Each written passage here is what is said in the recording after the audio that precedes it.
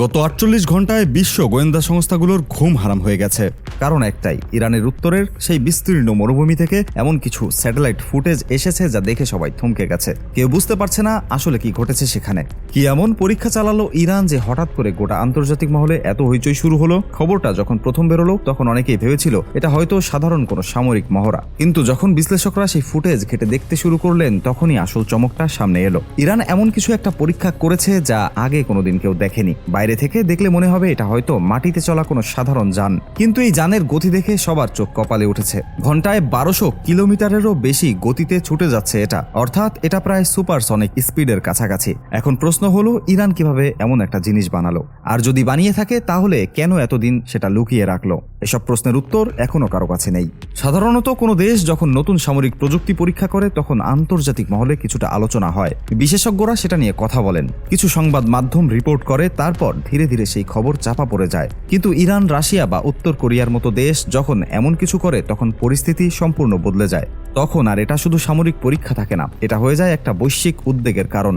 আর ঠিক সেটাই এখন ঘটছে। মনে পড়ে কিছুদিন আগে রাশিয়া যখন অ্যাক্রোপ্লান নামের সেই অদ্ভুত সামরিক যানের খবর সামনে এনেছিল তখন কি প্রতিক্রিয়া হয়েছিল?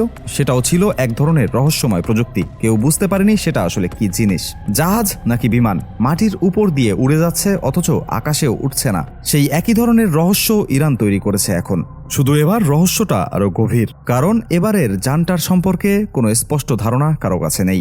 ইরান সরকার বরাবরের মতোই চুপ আছে, কোনো মন্তব্য করছে না, কোনো স্বীকারোক্তি নেই, কোনো ব্যাখ্যাও দিচ্ছে না। এই নীরবতাই আসলে সবচেয়ে বেশি প্রশ্ন তৈরি করছে, কারণ কোনো দেশ যখন সামরিক সাফল্যের কথা জানায় না তখন বুঝতে হবে সেখানে আরো বড় কিছু লুকানো আছে, অথবা তারা চাইছে বিশ্বকে ধোঁয়াশায় রাখতে। যতক্ষণ না তারা পুরোপুরি প্রস্তুত হচ্ছে ততক্ষণ এই রহস্য থাকবে। বিভিন্ন আন্তর্জাতিক সংবাদ মাধ্যম এই নিয়ে নানা রকম বিশ্লেষণ দিচ্ছে। কেউ বলছে ইরান হয়তো তাদের কোনো ফাইটার জেটের ইঞ্জিন খুলে নিয়ে সেটাকে সম্পূর্ণ একটা নতুন প্ল্যাটফর্মে বসিয়েছে, অর্থাৎ তারা পরীক্ষা করছে যে এই ইঞ্জিন অন্য কোনো ধরনের যানে ব্যবহার করা যায় কিনা। এটা যদি সত্যি হয় তাহলে এটা বড় একটা প্রযুক্তিগত সাফল্য, কারণ জেট ইঞ্জিন সাধারণত বিমানের জন্যই ডিজাইন করা হয়, সেটাকে অন্য কোনো যানে বসানো সহজ কাজ নয়।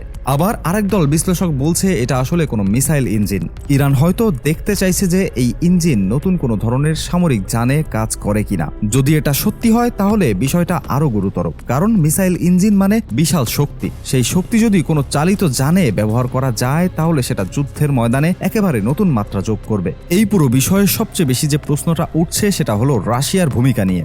অনেক সামরিক বিশ্লেষক মনে করছেন ইরান একা এই প্রযুক্তি তৈরি করতে পারেনি, কারণ এমন উচ্চগতির যান বানাতে যে ধরনের ইঞ্জিন দরকার সেটা বিশ্বে খুব কম দেশই তৈরি করতে পারে। আর সেই তালিকায় রাশিয়া সবার উপরে। রাশিয়ার কাছে এমন প্রযুক্তি আছে যা অন্য কোনো দেশের কাছে নেই। আর সাম্প্রতিক সময়ে রাশিয়া থেকে ইরানে একাধিক কার্গো বিমান গেছে বলে খবর পাওয়া গেছে। সেই বিমানে কি ছিল তা কেউ জানে না, কিন্তু অনুমান করা যায় সেখানে হয়তো এমন কিছু ছিল যা ইরানের এই প্রকল্পে কাজে লেগেছে।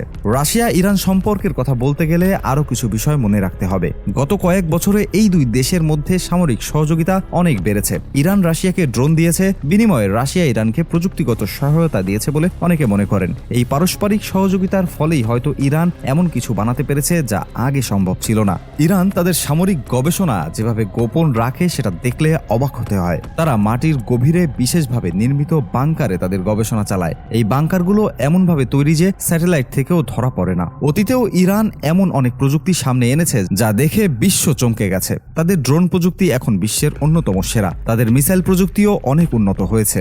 আর এই সবকিছুই তারা করেছে গোপনে, কেউ জানতে পারেনি তারা কি করছে। হঠাৎ একদিন সামনে এসে বলে দিয়েছে, এই দেখো আমরা এটা বানিয়ে ফেলেছি। এবারও ঠিক সেই একই কাজ করলো ইরান। কেউ জানতো না তারা এমন কোনো যান নিয়ে কাজ করছে। হঠাৎ স্যাটেলাইট ফুটেজে ধরা পড়লো তারা মরুভূমিতে এমন কিছু পরীক্ষা করছে যা বিশ্বাস করা কঠিন। ঘন্টায় ১২০০ কিলোমিটার গতি, এটা কোনো সাধারণ যানের পক্ষে সম্ভব নয়। এই গতি অর্জন করতে হলে অত্যন্ত শক্তিশালী ইঞ্জিন লাগে, বিশেষ ধাতু দিয়ে তৈরি করতে হয়, তাপ সহনশীল উপকরণ ব্যবহার করতে হয়। এই সব কিছু একসঙ্গে জোগাড় করা সহজ নয়, বিশেষ করে ইরানের মতো একটা দেশের জন্য যে বছরের পর বছর নিষেধাজ্ঞার মতো আছে। তাদের জন্য বাইরে থেকে এই ধরনের উপকরণ কেনা প্রায় অসম্ভব। তাহলে তারা কিভাবে পেল এসব? এই প্রশ্নের উত্তর খুঁজতে গেলে আবার রাশিয়ার দিকে তাকাতে হয়, কারণ রাশিয়ার কাছে এইসব উপকরণ আছে, আর তারা যদি চায় তাহলে ইরানকে দিতে পারে। এই পুরো পরিস্থিতির মধ্যে মধ্যপ্রাচ্যের বর্তমান উত্তেজনার কথাও মাথায় রাখতে হবে। ইসরায়েল আর ইরানের মধ্যে দীর্ঘদিন ধরে একটা অঘোষিত যুদ্ধ চলছে। দুই পক্ষই একে অপরকে শত্রু মনে করে। ইসরায়েলের কাছে আছে বিশ্বের সবচেয়ে আধুনিক যুদ্ধবিমান F-35। এই বিমান এতটাই উন্নত যে রাডারে ধরা পড়ে না, অত্যন্ত দ্রুত গতিতে উড়তে পারে, জটিল অপারেশন চালাতে সক্ষম। আর এই বিমান ইসরায়েল পেয়েছে যুক্তরাষ্ট্রের কাছ থেকে, অর্থাৎ ইসরায়েলের পেছনে আছে বিশ্বের সবচেয়ে শক্তিশালী দেশ। এই বাস্তবতায় ইরান কি করবে? তারা তো যুক্তরাষ্ট্রের কাছ থেকে F-35 পাবে না, তাদের নিজেদেরই কিছু একটা করতে হবে, আর ঠিক সেটাই তারা করছে। এই নতুন সামরিক যানের পরীক্ষা হয়তো সেই প্রচেষ্টারই অংশ। ইরান চাইছে এমন কিছু বানাতে যা ইসরায়েলের F-35 এর সঙ্গে পাল্লা দিতে পারবে। সেটা সম্ভব হবে কিনা সেটা ভবিষ্যৎ বলবে, কিন্তু অন্তত তারা চেষ্টা করছে। এই যানের ডিজাইন নিয়েও অনেক প্রশ্ন আছে, কারণ এটা দেখতে সাধারণ কোনো যুদ্ধ যানের মতো নয়। এর আকৃতিও আলাদা, এর গঠন আলাদা, সবকিছু মিলিয়ে এটাকে একেবারে নতুন কিছু বলা যায়। অনেকে মনে করছেন এটা হয়তো কোনো মানববিহীন যান, অর্থাৎ এতে কোনো পাইলট থাকে না, দূর থেকে নিয়ন্ত্রণ করা যায়। যদি সেটা সত্য হয় তাহলে এটা আরো বেশি বিপজ্জনক, কারণ মানববিহীন যান মানেই হলো ঝুঁকি কম। পাইলটের জীবন নিয়ে চিন্তা করতে হয় না, যত খুশি আক্রমণাত্মক মিশনে পাঠানো যায়। স্যাটেলাইট ফুটেজ বিশ্লেষণ করে আরো কিছু তথ্য বেরিয়ে এসেছে।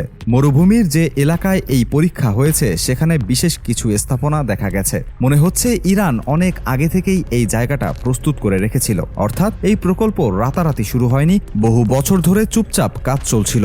এখন এসে প্রথমবার পরীক্ষার পর্যায়ে নিয়ে আসা হয়েছে। এই খবর ছড়িয়ে পড়ার পর থেকে বিভিন্ন দেশের গোয়েন্দা সংস্থা তৎপর হয়ে উঠেছে। সবাই জানতে চাইছে আসলে কি হচ্ছে, কিন্তু ইরান এমনভাবে সবকিছু গোপন রাখে যে তথ্য বের করা কঠিন। তাদের মাটির নিচের বাংকারগুলো সাধারণ স্যাটেলাইটে দেখা যায় না, ভেতরে কি হচ্ছে কেউ জানে না। শুধু যখন তারা কিছু পরীক্ষা করে তখনই কিছুটা আন্দাজ করা যায়। এই পুরো বিষয়ে একটা বড় প্রশ্ন হলো, ইরান আসলে কোন দিকে যাচ্ছে? তারা কি সত্যিই যুদ্ধের প্রস্তুতি নিচ্ছে, নাকি শুধু নিজেদের শক্তি প্রদর্শন করছে? অনেক বিশ্লেষক মনে করেন ইরান আসলে চায় বিশ্বকে জানাতে যে তারাও পিছিয়ে নেই, তারাও উন্নত প্রযুক্তি তৈরি করতে পারে, আর এই বার্তা দেওয়াই হয়তো তাদের মূল উদ্দেশ্য। কিন্তু এর বাইরেও আরো সম্ভাবনা আছে। ইরান যদি সত্যিই এমন কোনো যান বানাতে সক্ষম হয় যেটা সুপারসনিক গতিতে চলতে পারে, তাহলে সেটা যুদ্ধের চেহারা বদলে দিতে পারে। কারণ এত গতির যান ধরা কঠিন, মিসাইল দিয়ে আঘাত করা কঠিন, রাডারে ট্র্যাক করা কঠিন, অর্থাৎ প্রচলিত প্রতিরক্ষা ব্যবস্থা এর বিরুদ্ধে কোনো কাজ করবে না। আগামী কিছুদিন এই নিয়ে আরো খবর আসবে। বিভিন্ন দেশের গোয়েন্দা সংস্থা আরো তথ্য সংগ্রহ করবে, বিশেষজ্ঞরা আরো বিশ্লেষণ করবেন। তবে একটা বিষয় এখনই পরিষ্কার, ইরান আর আগের সেই দেশ নেই, তারা প্রযুক্তিগতভাবে অনেক এগিয়ে গেছে, আর এটা বিশ্বের জন্য একটা নতুন চ্যালেঞ্জ। এই চ্যালেঞ্জ কিভাবে মোকাবেলা করা হবে সেটা সময় বলবে। তবে আপাতত সবার চোখ সেই মরুভূমির দিকে, সেখানে আর কি হতে চলেছে সেটা জানতে সবাই অপেক্ষা করছে।